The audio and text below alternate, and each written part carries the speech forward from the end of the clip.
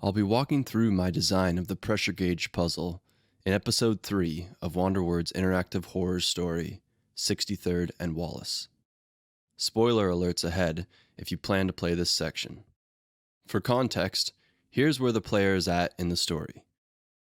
Charlie, who you are playing as, finds herself in the cold sewers below H.H. Holmes' murder castle. In front of her is a pressure gauge, a valve, and an instruction sign. The instructions say this: bridge activation at 1300 psi. Turn valve once for 100 psi. Turn valve twice for 200 psi. Turn valve 3 times for 400 psi. And turn valve 4 times for 800 psi.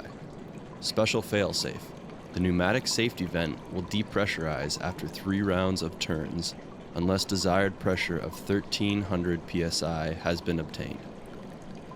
So within 3 turns, you have to reach 1300 psi in order to activate the bridge and continue on your way.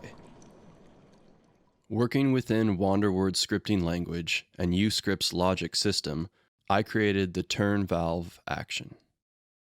So the player has 4 options here: turn the valve 1, 2, 3, or 4 times. Looking into the node, you can see a couple things.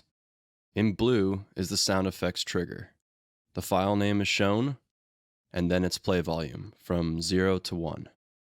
In the purple are speech breaks.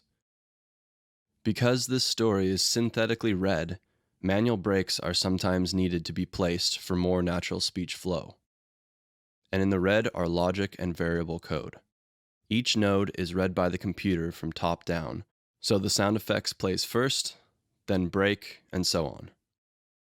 In this first node, we see that 2 things happen at the end of this node in red. The first is that the pressure integer is added to by a value of 100.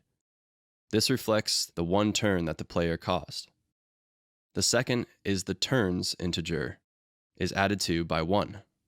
That's the plus part.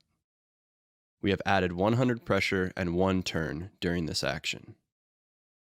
We then flow into the next node to check the current status of the pressure integer. Comparing against the max value of 1300, the node can then go 3 different ways. If the current pressure integer value is greater than 1300, then the puzzle fails and resets back to 0. The node plays the story and sound effects for failing, and then goes on its way to the reset node, where both integer values of pressure and turns get reset to 0. If the pressure is equal to 1300, then hooray, the puzzle has been solved. The node plays and the player continues on their way. And finally, if the pressure is less than 1300, it is sent to another check-int node to determine which turn the player is on. 2 options here. The player is below 1300 pressure and on their 3rd turn, or they are below 1300 and under 3 turns. In the first case, the turns integer would be equal to 3 and thus result in failing the puzzle, and play the node and reset the values. In the second case, the puzzle loops back to the beginning and lets the player continue on, as both maximum values for pressure and turns have not been exceeded.